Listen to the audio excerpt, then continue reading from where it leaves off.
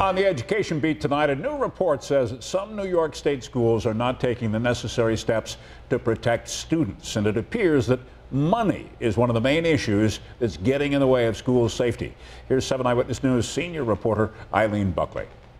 When it comes to your child's safety at school, districts are required by state law to have emergency plans in place to protect against violence. But a new state audit is highly critical of the state education department for not keeping better watch to make sure school districts are complying. Some schools failed to file school safety plans.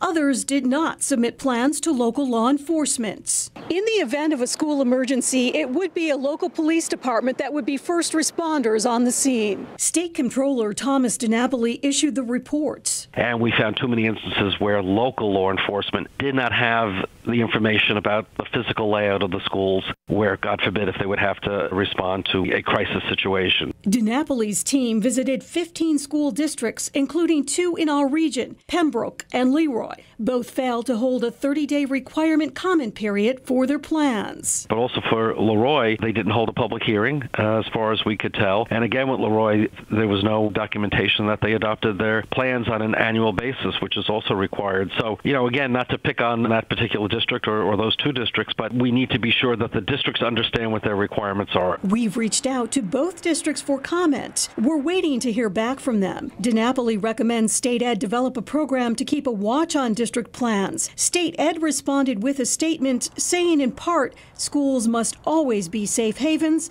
and will continue to work with local law enforcement partners to improve the process. Eileen Buckley, 7 Eyewitness News.